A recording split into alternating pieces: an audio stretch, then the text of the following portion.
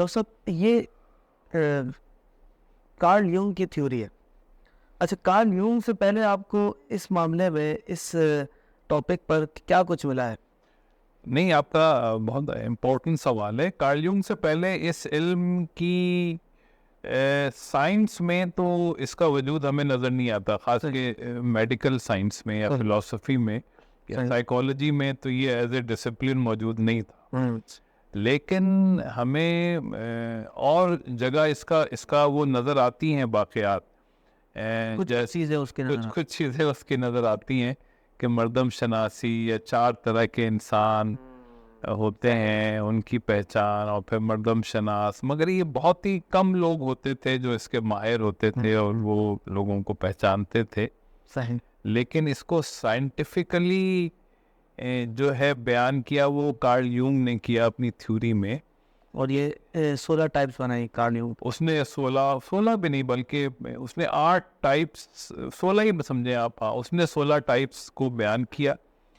और उसने कहा कि ये इंसान की इनेटली, यानी ये फितरत है, इंसान कैसे कॉन्शियस में आता है, कैसे अपनी साइकी को डेवलप करता है। उसने इसको फर्स्ट टाइम डॉक्यूमेंट किया कार्ल यूंग ने। उसका सवाल ये था कि असल जो सवाल था उसका वो ये था कि क्या इंसान रैंडम बिहेव करता है या उसको प्रिडिक्ट किया जा सकता है। अच्छा। जैसे मेरे सामने चाय है, अब मैं इसको पीऊंगा तो मुझे ये यकीन है कि इससे कॉफ़ी का मज़ा नहीं आएगा। सही। तो ये इसकी प्रिडिक्टेबिलिटी है कि ये ना पानी है ना कॉफ़ी है, ये चाय है। हाँ बिल्कुल, ठीक है ना, ये इसकी प्रिडिक्टेबिलिटी है। सही।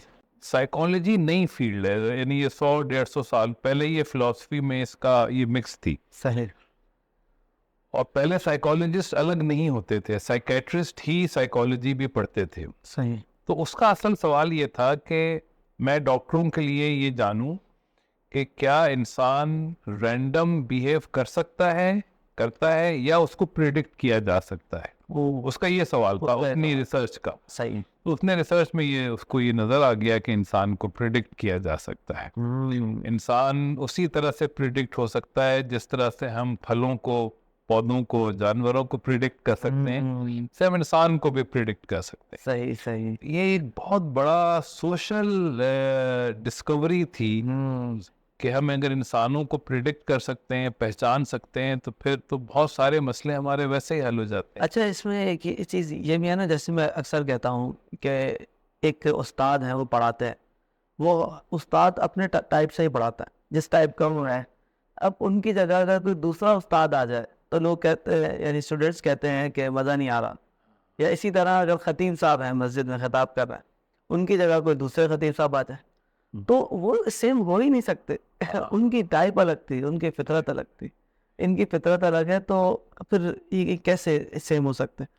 तो इस तरह ये लोगों में, जो हमारे यहाँ ये ख्याल आ जाता है कि नहीं वो वाले सही थे, ये सही। सही तो दोनों ही थे, हाँ, मुख्तलिफ थे। मुख्तलिफ थे दोनों।